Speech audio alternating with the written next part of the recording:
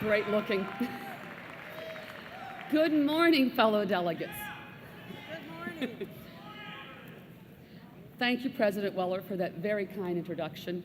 I would like to take this opportunity to thank President Weller, MSEA elected officials, and staff for all the encouragement and support you have given me over the past years that made this incredible award possible. Thank you so much. I want to also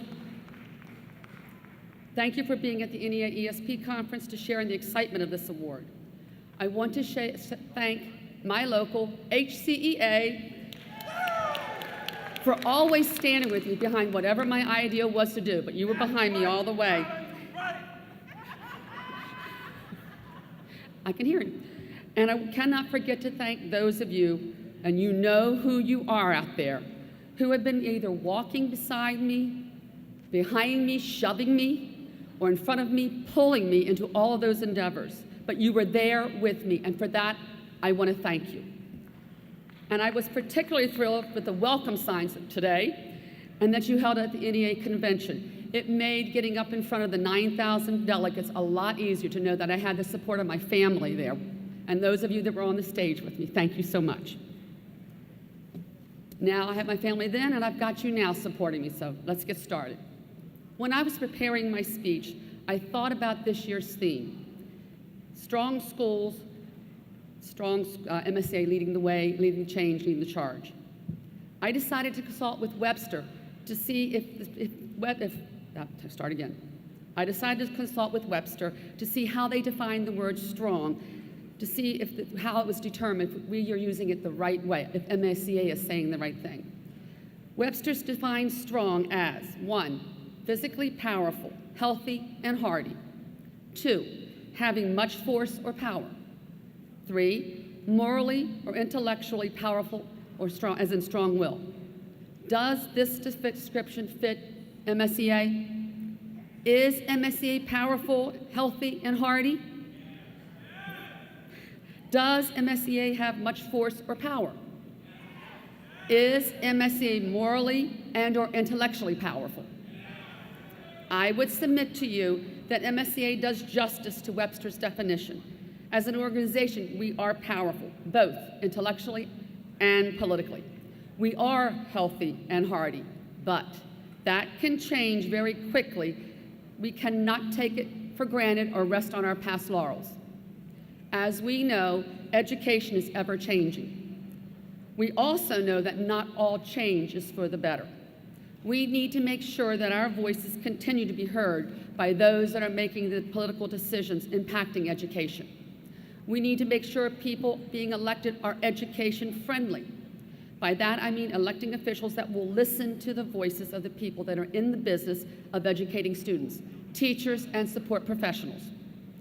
We need to be out front, proactively leading the way for the changes that we know are best for our students, not letting changes happen and then reacting to them.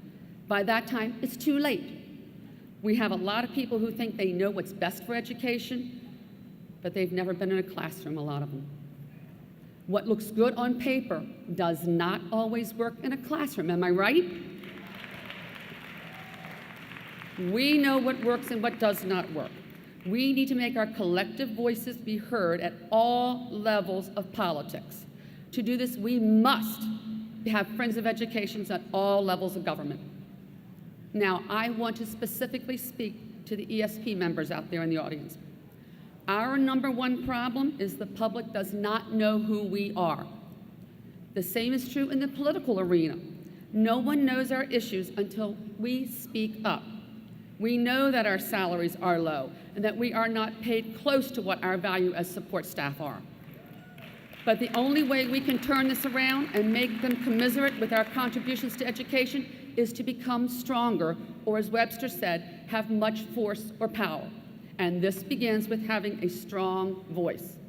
Unfortunately, we will not have that strong voice when our membership reflects 40% or lower.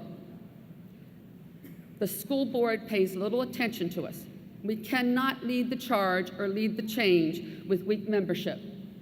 This will change, however, when membership reflects 60% or better of potential members. We are only as strong as our weakest link. We've heard that forever, It took a while for me to really understand how it works here, but it does. They say when we go to the board that we represent only a small number, so it's easy to ignore us. But when we stand together and speak up in a united voice, they will hear us and they will take us seriously. Thank you. I have seen ESPs take a stand for what they believed in. I saw it in Howard County when we were fighting for a job reclassification. I saw it here at this convention when we successfully changed the name from MSTA to MSEA. I saw ESPs stand tall and proud on those occasions. I have seen teachers and ESPs stand shoulder to shoulder, successfully fighting for increased funding in the Thornton battle. I saw it when we marched in Annapolis and turned out thousands of educators for successful changes in the pension battle. That was leading the charge, leading the change. But we need to see a lot more of that. We need to see it every day and in every county in Maryland. Then and only then will we be taken seriously. And maybe, just maybe, we might get the respect and remuneration for the work that we do day in and day out in the schools throughout Maryland. So I challenge each and every one of you, ESPs and teachers alike, go out and lead the charge, lead the change, and MSEA will become stronger and our schools will be even better. I want to thank you for letting me speak today, and I look forward to representing MSEA as well as being the national rep for ESPs. Thank you very much.